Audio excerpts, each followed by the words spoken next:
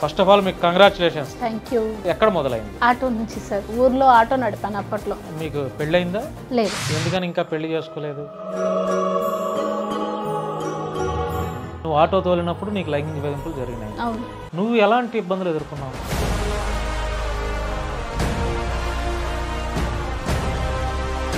Okay. తను అన్నారు ఇట్లా ఢిల్లీలో డ్రైవర్ చేస్తున్నారు.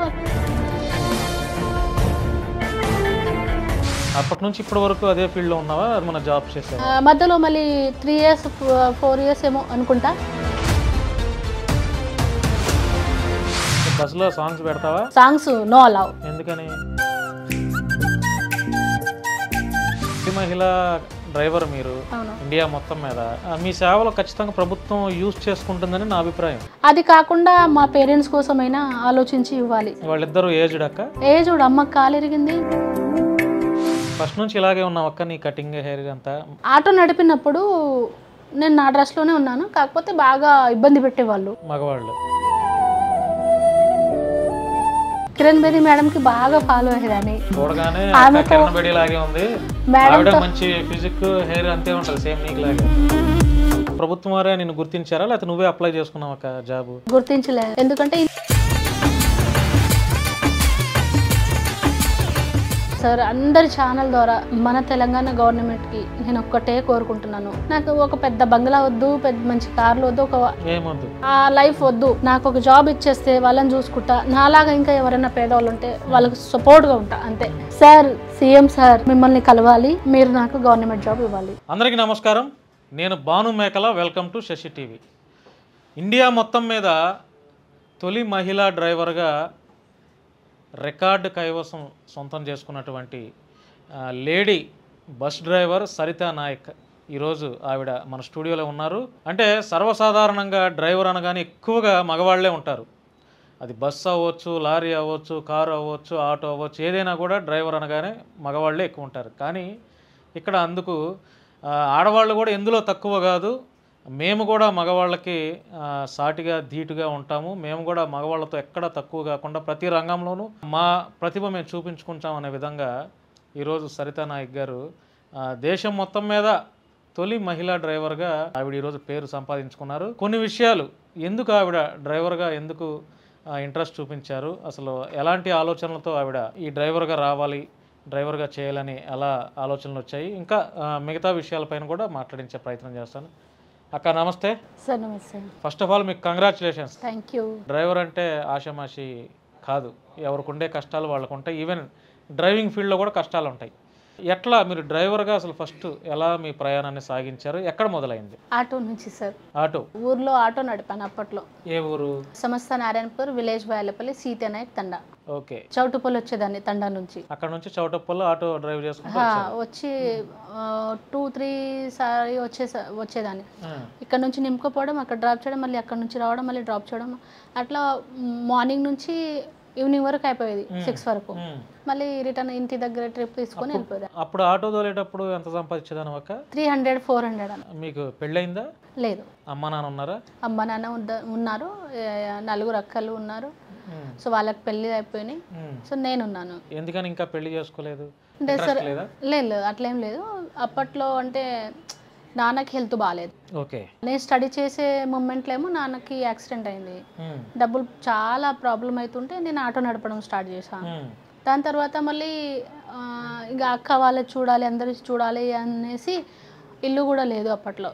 సో నేను ఇల్లు కట్టించా అప్పట్లో ఆటో నడిపి. అంత పెద్ద బిల్డింగ్ సార్, విలేజ్లో మంచి ఇల్లు. సో దాని తర్వాత మళ్ళీ అమ్మ వాళ్ళకి తోడు ఉంటూ గడిపేదాన్ని. మళ్ళీ నాన్నకు అదే అప్పట్లో యాక్సిడెంట్ అయితే కొంచెం ఫైనాన్షియల్ ప్రాబ్లం ఉండి నేను మళ్ళీ హైదరాబాద్కి రావడం జరిగింది. ఏదన్నా బిఎస్సీ నర్స్ చేసుకుందాం అనేసి వచ్చాను. సో ఇక్కడ కూడా ఫీజు కట్టాలి, అప్పుడు 40,000 ఏమో కట్టాలి. నా దగ్గర లేవు అంత డబ్బులు. లేకపోతే ఇక నేను అక్కడే హాస్టల్ వార్డెన్గా ప్లస్ డ్రైవర్గా చేసేసుకున్నాను. 1 year చేసిన తర్వాత ఒక మేడం చూసి పరిచయం అయ్యారు. అట్లా తను అన్నారు ఇట్లా ఢిల్లీలో డ్రైవర్ చేస్తున్నారు, అక్కడ జాబ్స్ మంచిగా ఉంటాయి, బేసిక్ శాలరీ 20,000 ఉంటుంది, వెళ్ళిపోండి అని చెప్పారు. అంటే వెళ్తారా అనేసి అడిగారు. సో మనకు కావాల్సింది ఒక జాబే కదా సార్. వెళ్ళిపోయాను. ఫ్యూచర్ కూడా బాగానే ఉంటుంది. అంటే రాను రాను ఇంకా పెరుగుతూ ఉంటుంది, బాగానే ఉంటుంది అనేసి అంటే వెళ్ళిపోయాను. ఆజాద్ ఫౌండేషన్లో జాబ్ చేశా 2 years. ఆజాద్ ఫౌండ్ తరపు నుంచే అక్కడ ఢిల్లీ ట్రాన్స్పోర్ట్లో 15 members వెళ్ళాము. నేను ఒక్కదాన్నే పాస్ అయ్యా అప్పట్లో. ఒక అమ్మాయి అప్పటికే నీకు డ్రైవింగ్ వచ్చా? అక్కడ నేర్చుకున్నావు అంటే ఆటో తోలుతూనే మిగతా వెహికల్స్ కూడా నడిపేదానివా? కారు ఆటో తోలుతూ ఇక్కడ ట్రైనింగ్ తీసుకున్నా, నాచారం అనేసి ఇక్కడ బస్ ట్రైనింగ్ తీసుకున్నా, మన మల్లాపూర్ సైడ్ అక్కడ ట్రైనింగ్ స్కూల్ ఉంది. మళ్ళీ హెవీ లైసెన్స్ చేయించుకున్న తర్వాతనే నేను హోలీ మేరీ కాలేజ్లో బస్ నడిపాను అనమాట. అక్కడ నార్సింగి నుంచి, గోల్కొండ పక్కన ఉంటుంది ఆ కాలేజ్, నార్సింగి నుంచి ఇక్కడ తీసుకొచ్చేదాన్ని కోటికి. మొత్తం గర్ల్స్ హాస్టల్, అది గర్ల్స్ స్కూల్ కాలేజ్ అది. సో వాళ్ళని ఎక్కించుకొని వాళ్ళని ఎగ్జామ్స్ అయిపోయిన తర్వాత మళ్ళీ ఇక్కడ డ్రాప్ చేసిన తర్వాత మళ్ళీ ఎగ్జామ్స్ అయిన తర్వాత మళ్ళీ వెయిట్ చేసి వాళ్ళని తీసుకుపోయి మళ్ళీ హాస్టల్లో డ్రాప్ చేసేదాన్ని. కాలేజ్ హాస్టల్ ఒక్క దగ్గరే అక్కడ, కాకపోతే అప్పుడప్పుడు ఎగ్జామ్స్ పడతాయి కదా, ఇటు తీసుకురావాలి వాళ్ళకి ఎక్కువ, కోటి ఎక్కువ తీసుకొచ్చేదాన్ని. ఎన్నేళ్ళు బస్ నడిపేవక్క? 1 year, 2010లో. 2010లో 1 year నడిపావు. అప్పటి నుంచి ఇప్పటి వరకు అదే ఫీల్డ్ లో ఉన్నావా? బస్ నడుపుతానే ఉన్నావా? మధ్యలో ఏమైనా జాబ్ చేసావా? మధ్యలో మళ్ళీ 3 years 4 years ఏమో అనుకుంటా కార్ నడిపాను అనమాట. BMW, Mercedes, jaguar, range rover అన్ని కార్లు వచ్చు. అక్కడ ఢిల్లీలో అవే నడిపేయి ఎక్కువ. సో అన్నీ నడిపిన తర్వాత డిటీసీలో వెళ్ళా, అక్కడ ఢిల్లీ ట్రాన్స్పోర్ట్లో. అక్కడ బస్సు 10 years కంప్లీట్, 11 years చేసా. ఇక ఇక్కడికి వచ్చేసా తెలంగాణ. ఇక్కడికి అంటే ప్రభుత్వం వారే నిన్ను గుర్తించారా లేకపోతే నువ్వే అప్లై చేసుకున్నావు అక్క జాబ్? ప్రభుత్వం వారు ఏం గుర్తించలేదు సార్. ఎందుకంటే ఇంతకుముందు వచ్చా 6 months 7 months బ్యాక్ వచ్చా, అడిగాను, పోస్టులు చూస్తూనే ఉన్నాను. ఇంతకుముందు గవర్నమెంట్ వేసింది, వచ్చి అడిగితే ఇవ్వలే. మళ్ళీ నేను వెళ్ళిపోయిన తర్వాత మళ్ళీ వేస్తే నేను అప్పట్లో ఎందుకో రాలే. అప్పుడు నాకు అక్కడ పర్మనెంట్ అయ్యే అవకాశం ఉంటే నేను ఏదో రీజన్తో రాలేదు. తర్వాత మళ్ళీ గవర్నమెంట్ చేంజ్ అయింది, తెలంగాణ గవర్నమెంట్. మళ్ళీ మన కాంగ్రెస్ గవర్నమెంట్ వచ్చిన తర్వాత ఒకసారి మళ్ళీ అడుగుదామనేసి వచ్చాను. అప్పుడు కూడా పోస్టులు పెడుతున్నామనేసి చెప్పారు. 35% మహిళలకు రిజర్వేషన్ ఉంది, ఎవరైనా వచ్చి చేసుకోవాలనేసి. సో అది చూసే నేను వచ్చాను ఒక 6 months బ్యాక్. వచ్చిన తర్వాత మా మినిస్టర్ సార్ ఉన్నారు, కోమటిరెడ్డి సార్, ఆయన అక్కడ పోయి కలిస్తే ప్రజావాణిలో సార్ ఏమో మన పొన్నం ప్రభాకర్ సార్ దగ్గరికి పంపించాం. పొన్నం ప్రభాకర్ సార్ ఓకే అన్నారు అప్పట్లోనే.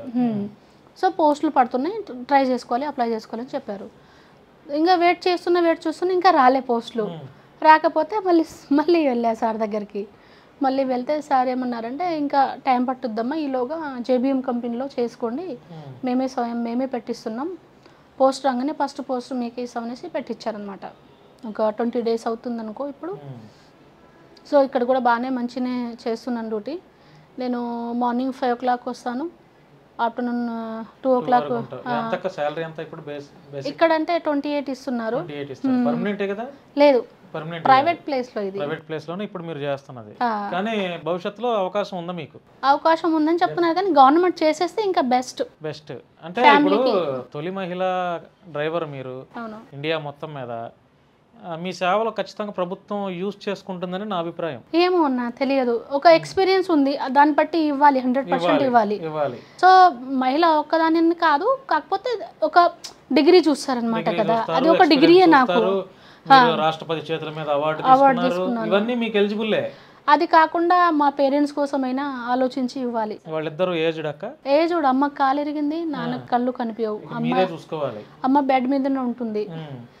మనీ ప్రాబ్లం కూడా చాలా ఉంది నాకు. ఉన్న ఇల్లు అప్పట్లో అమ్మేసిన, సో ఇప్పుడు ఇల్లు కూడా లేదు, వాళ్ళని చూసుకునే రెంటెడ్ హౌస్. అమ్మకి మనీ అవసరమై ఇంకా ఉంది. ఇప్పుడు ఫైనాన్షియల్ ప్రాబ్లం, ఇంకా ఎవరితో తీసుకునేది అవి కూడా ఉన్నాయి. ఇంకా కొడుకైనా కూతురైనా ప్రస్తుతం నువ్వే తల్లిదండ్రులకి, మీ అక్క వాళ్ళు ఎవరు కాపురాలు వాళ్ళవి కాబట్టి వాళ్ళు చూస్తారు సార్. కానీ ఇక వాళ్ళు కూడా పేదోళ్ళే కదా, ఉన్న స్థాయిలో కాదు కదా, మధ్యతరగతి కుటుంబం. అట్లా వాళ్ళు కూడా కూలినాలు చేసుకుని బతికే. 2 అక్కకి హస్బెండ్ చనిపోయారు, వాళ్ళ పిల్లల్ని వాళ్ళు సింగిల్ మదర్ ఎలా చూసుకుంటారు మీరు కూడా చెప్పండి. అయినా మాకు సపోర్ట్గా ఉన్నారు. మాకు ల్యాండ్స్ ఏం లేవు, ఉన్న ల్యాండ్స్ డాడీ అమ్మేసి అక్క వాళ్ళ పెళ్ళిళ్ళు చేశారు. అన్నయ్యలు ఎవరు లేరు. చిన్న తమ్ముడు ఉన్నాడు, ఆయన ఏం పని చేయరు. ఫస్ట్ నుంచి ఇలాగే ఉన్నావు అక్క? నీ కటింగ్ హెయిర్ అంతా? లేదు సార్, నేనంటే ఒక నాన్నేమో కొడుకు లేదని అలా పెంచారు అప్పట్లో. ఫస్ట్ నుంచి చిన్నప్పటి నుంచి. మధ్యలో వచ్చి నేను 10th అట్లా 7th వచ్చరికి నేను చేంజ్ అయ్యాను.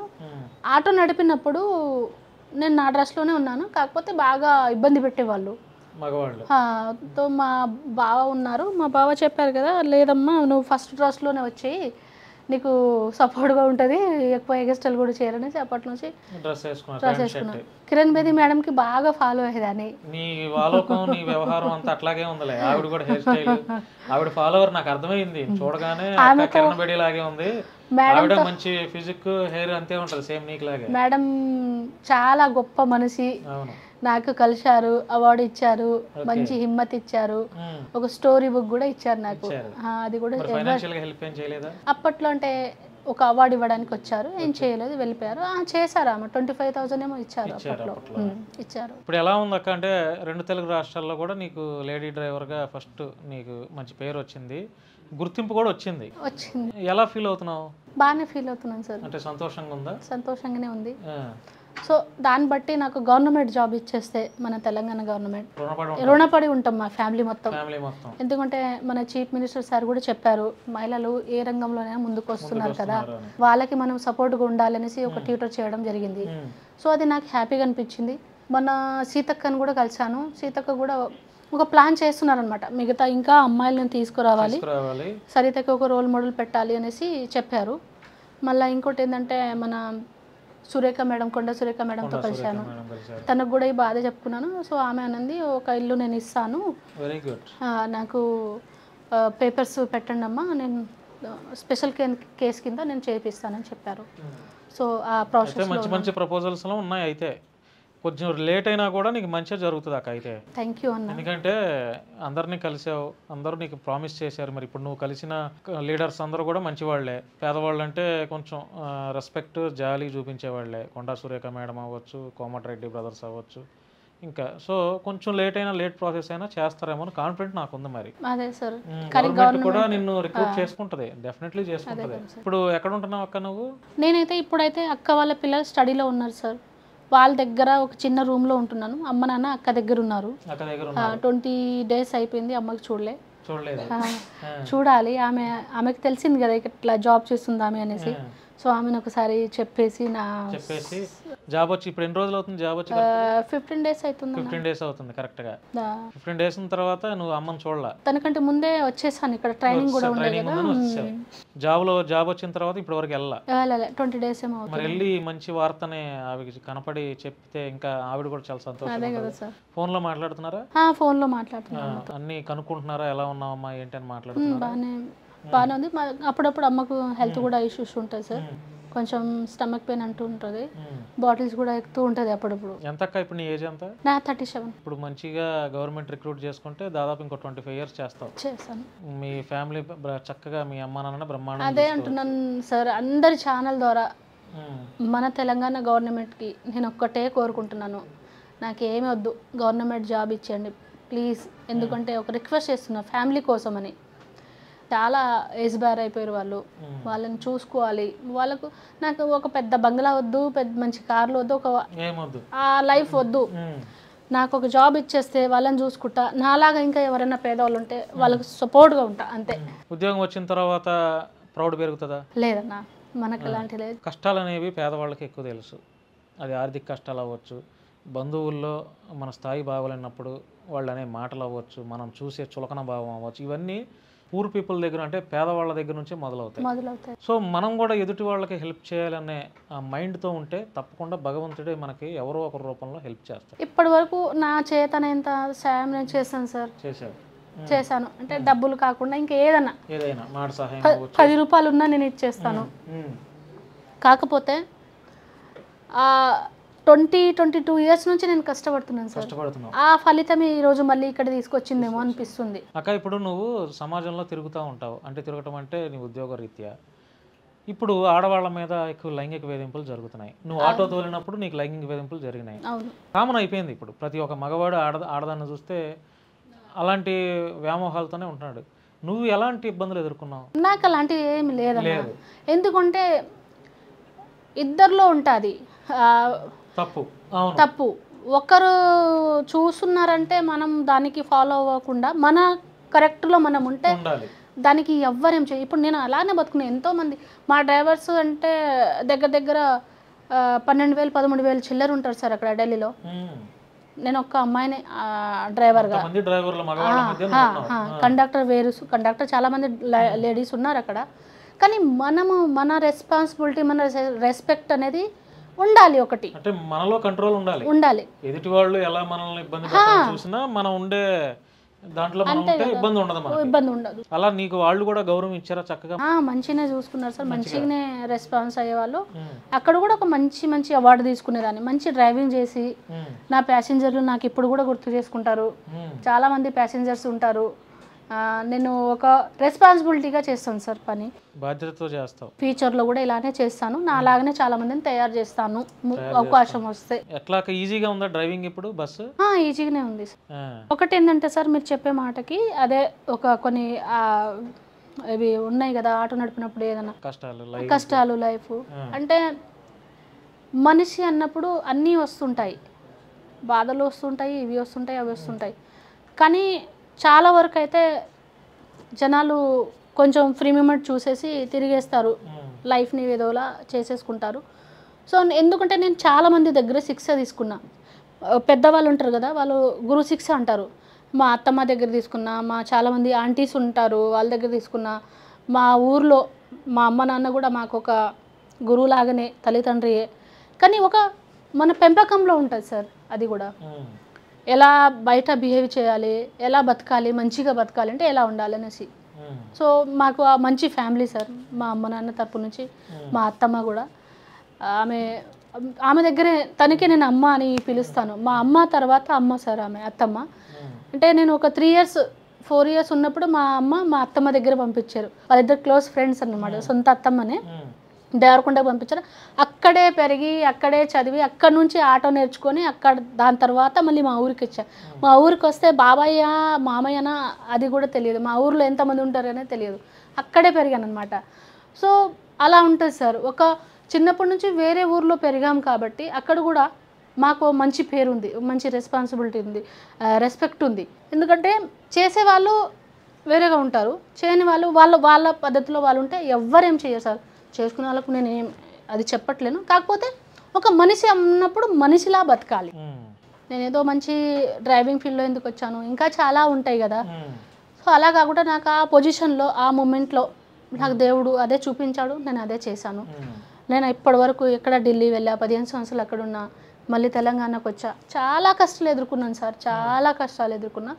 కానీ ఇలాంటి వాళ్ళతో దూరంగా ఉన్నా. అక్క ఇప్పుడు నీలాంటి ఆడవాళ్ళకి లేకపోతే అమ్మాయిలకి ఈ రోజుల్లో అమ్మాయిలు కూడా చాలా విచ్చలవిడితనం ఎక్కువైపోతుంది. సోషల్ మీడియా వేదికగా రీల్స్ పేరుతో.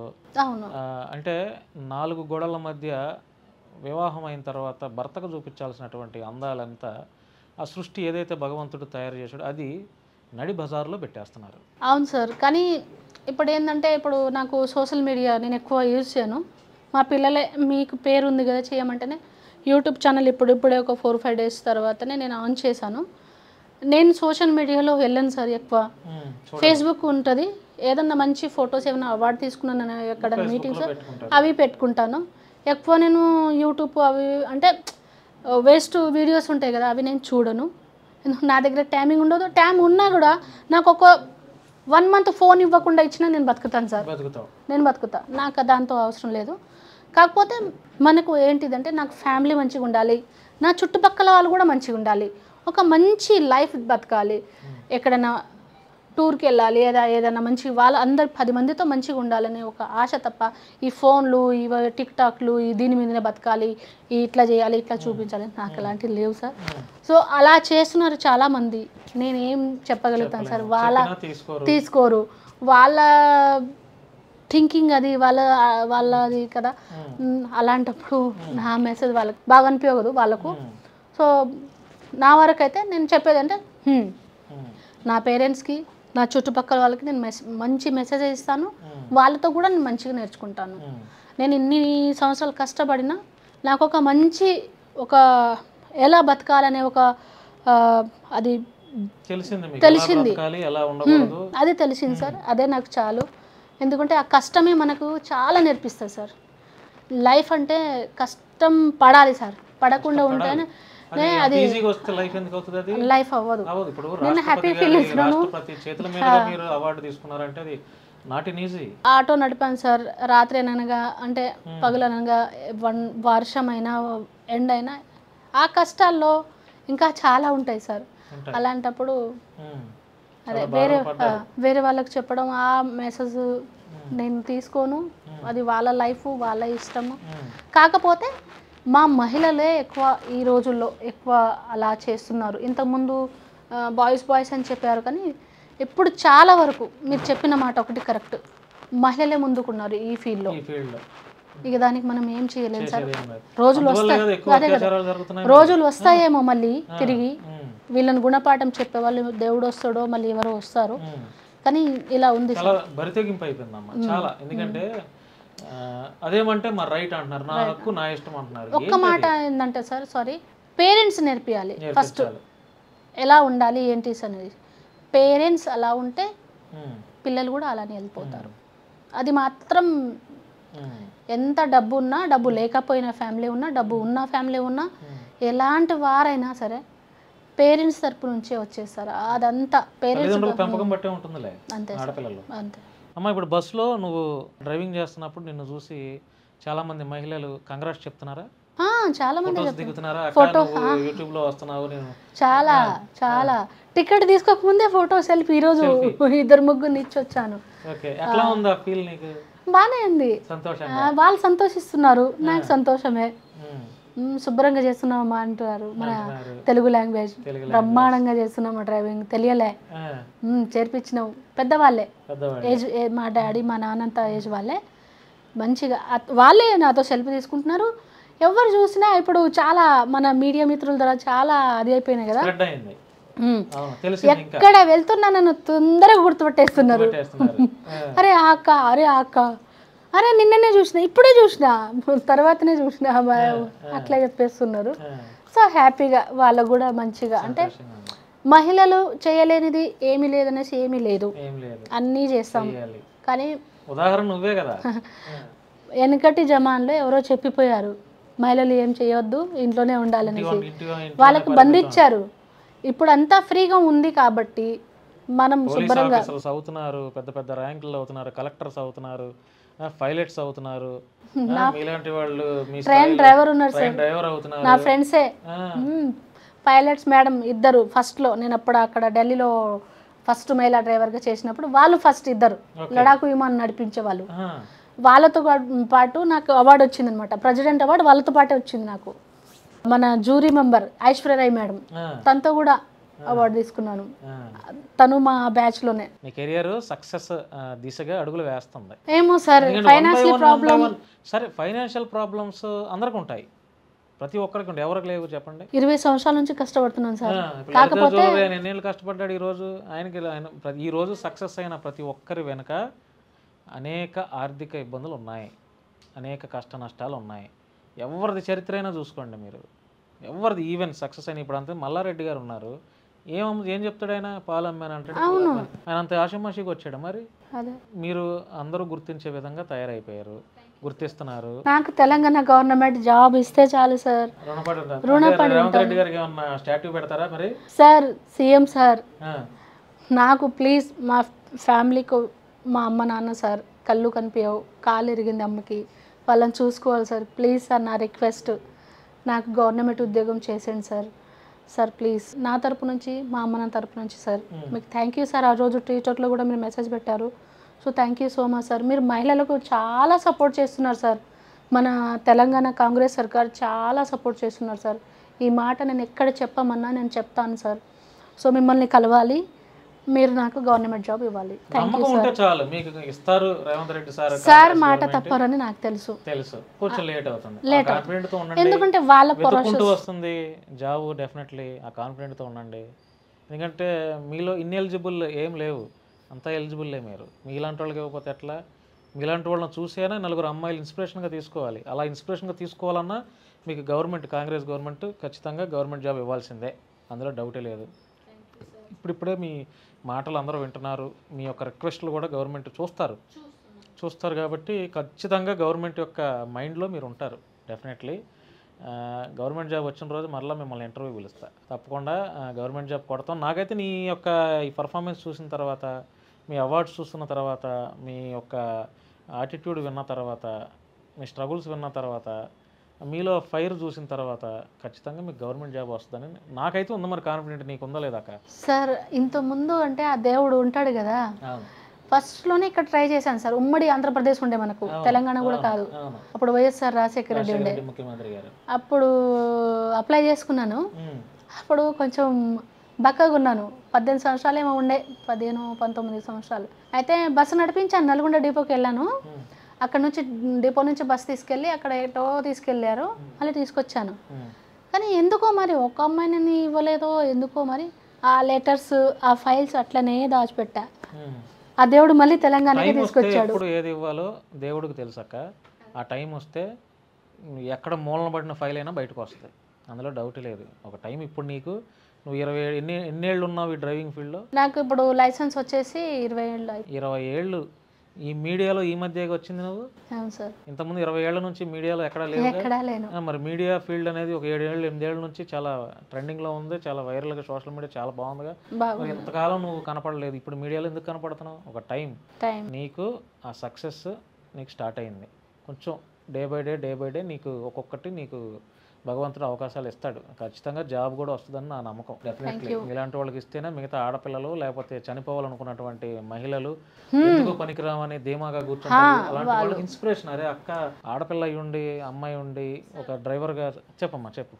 అలాంటి చేసుకునే వాళ్ళకు నేను ఇచ్చేది ఏంటంటే డ్రైవింగే కాదమ్మా, ఏదైనా చేసి బతకచ్చు మనం హ్యాపీగా. ఎందుకంటే దేవుడు ఒక లైఫ్ ఇచ్చాడు మనకు, ఒక జన్మే ఇచ్చాడు.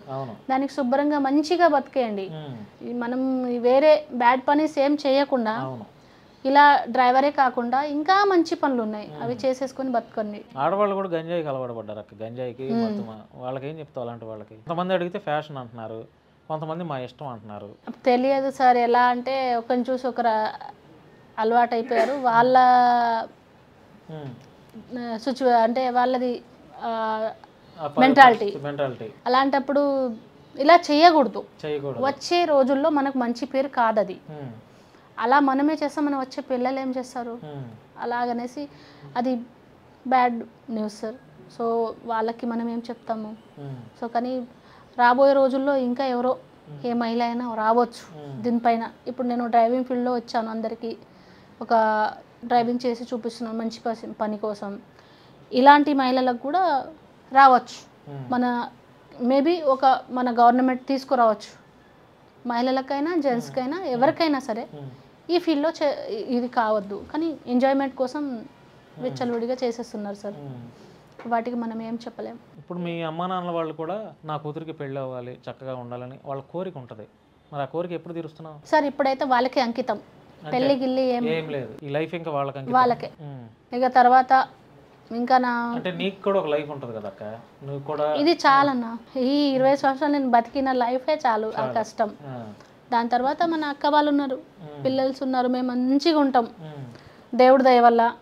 మాకు అలాంటి విభేదాలు గొడవలు ఏమీ లేదు, మంచి కలిసి ఉంటాం సార్. ఎందుకంటే అప్పట్లో మా అమ్మ నాన్న మాకు బర్రెలు గొర్రెలు బాగుండే, మంచిగా ఉండే ఒక పొజిషన్లో. మా నాన్న మాకు మంచిగా స్టడీ చేయించారు. మా బావ అప్పట్లో పోలీసు ఉద్యోగం చేసేవారు. మా అక్క దగ్గర మమ్మల్ని స్టడీకి పెట్టారు, ఎందుకంటే బావ చదువుకున్నారు, అక్క కూడా. సో వాళ్ళ దగ్గర ఇంకా మంచిగా చదువుతారు, మంచిగా ఎదుగుతారు అనేసి ఒక మంచి మెసేజ్తో మా నాన్న పంపించారు. ఒక తప్పు పని ఏం చేయలేదు కదా సార్.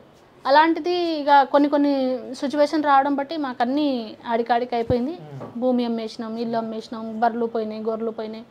ఊరు మొత్తం మేమే ఫ్రీగానే పాలు మజ్జిగ అన్నీ పోసేవాళ్ళం సార్. బాగా బ్రతికిన వాళ్ళు. ఇప్పుడు సిచ్యువేషన్స్ బాలే. ఒక 20-25 ఇయర్స్ నుంచి బాలేదు. సో ఆ ప్రేమ మేము నెయ్యి పెరుగు అవి లేనిది మేము బతకలేం సార్. ఇప్పుడు కూడా మేము అట్లనే తింటాం, కానీ సిచ్యువేషన్ ఇప్పుడు బాగాలేదు. అప్పట్లో మా అమ్మ కుండలు నెయ్యి దాచిపెట్టి మాకు అందరి కోసం పెట్టేది. మా నాన్న మంచి తేనె తీసుకొచ్చేవారు. సో పొలం పల్లెటూరే చేస్తూ అక్క, పల్లెటూరే సో శుభ్రంగా ఉండేది సార్. ఆ ప్రేమ ఇప్పుడు తలుచుకుంటే మళ్ళీ ఆ జీవితానికి వెళ్ళిపోవాలనిపిస్తుంది. ఆ లైఫ్ రాదుగా, రాదు. కానీ కాలం రాదుగా. సో కానీ అమ్మ నాన్న మా కోసం కష్టపడ్డారు కాబట్టి వాళ్ళకే నా జీవితం.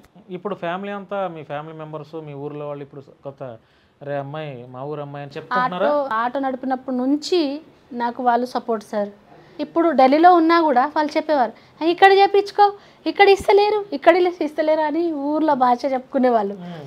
ఇస్తారమ్మా కానీ ప్రాసెస్ ఉంటాయి కదా, వాళ్ళు కూడా చాలా ఆశగా చూసేవాళ్ళు సార్. ఇప్పుడు సంతోషం ఫోన్లో వస్తున్నాయి సార్. మా ఊరు వాళ్ళు ఇంకా సన్మానం చేస్తామని చెప్తున్నారు. మరి ఎప్పుడు వెళ్తున్నావు ఊరికి? వెళ్ళాలి ఇక, వాళ్ళు ఫోన్ చేస్తే వెళ్ళి అందరిని కలిసేసి రావాలి. అందరిని కలిసేస్తే ఆ ఊరికి కూడా కతి మంచి పేరు వచ్చినట్టు ఉంటది. చక్కగా ఆ గౌరవాన్ని కూడా చూడాలి, సంతోషపడాలి. నిన్ను ఎలా ఊరి ప్రజలు ఎలా అభిమానిస్తున్నారు అంతా చూడాలి కదా. నీ తల్లిదండ్రుల కళ్ళల్లో ఆనందం చూడాలి. ఏమన్నా డ్రీమ్ ఉందా అక్క మిగిలింది ఏమన్నా? ఏం లేదు సార్. అంటే నా తోటి పేద కుటుంబానికి నేను ఏదైనా సహాయపడాలనేసి అంతే, ఇంకా పెద్ద ఆశ ఏం లేదు సార్. మనకేముండదు, ఎలా బతికామా అంటే మా ఫ్యామిలీ అలా బతికింది కాదు కదా, అదే ఆ ఫీల్డ్లోనే బతకాలి. ఓ ఇంత పెద్ద బిల్డింగు, ఇంత పెద్ద పెద్ద కార్లు కొనేసి బిల్డప్ వేసుకుంటూ తిరగాలనేసి ఇక్కడే ఉంటాను సార్. ఎక్కడికి పోను. ఎప్పుడు కావాలన్నా అప్పుడు ఇంటర్వ్యూ తీసుకోండి, ఎక్కడ పిలిచినా వస్తాను. ఇదే సరిత, ఇదే డ్రైవర్ సరితగా వస్తారు. బస్ నడిపేటప్పుడు ఏమైనా ప్రమాదాలు జరిగినాయక? అలాంటిది ఏమీ జరగలేదు దేవుడి దయ వల్ల. ఎంత స్పీడ్లో వెళ్తావు బస్ నడిపేటప్పుడు?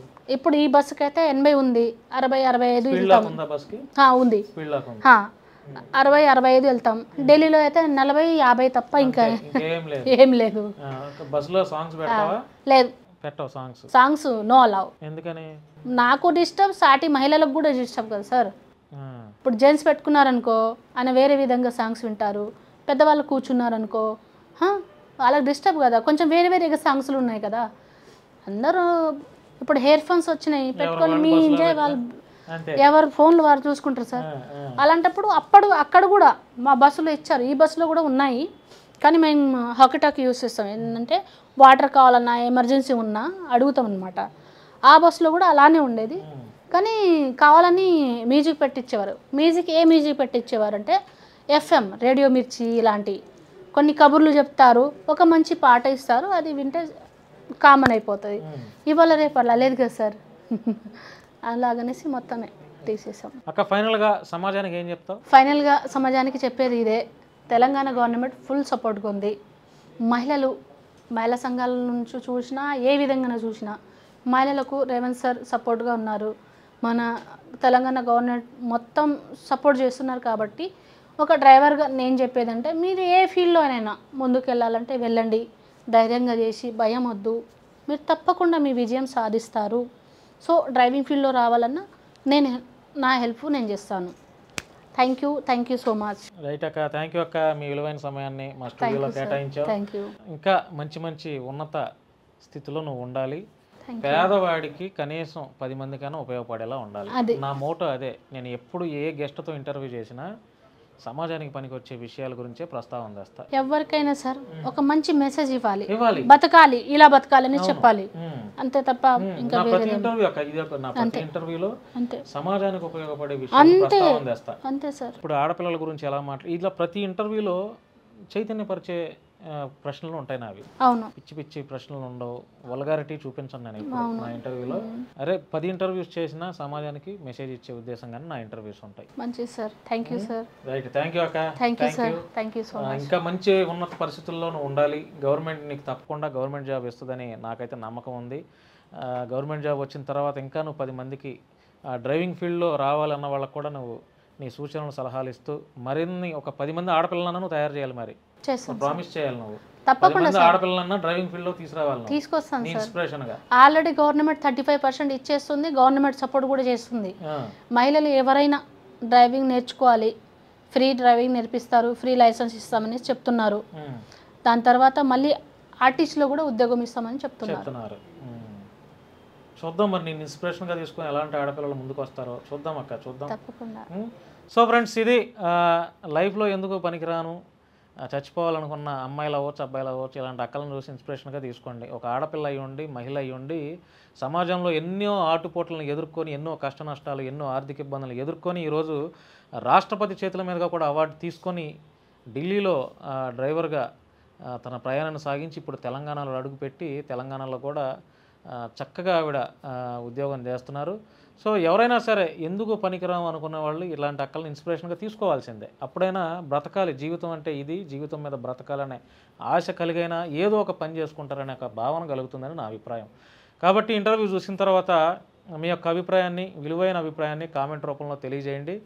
మొట్టమొదటి తొలి మహిళా డ్రైవర్, బస్ డ్రైవర్ ఇండియా మొత్తం మీద మొట్టమొదటి మన తెలుగు అక్క, మన తెలుగు ఎక్కడో నార్త్ కాదు, మన తెలుగు మహిళ.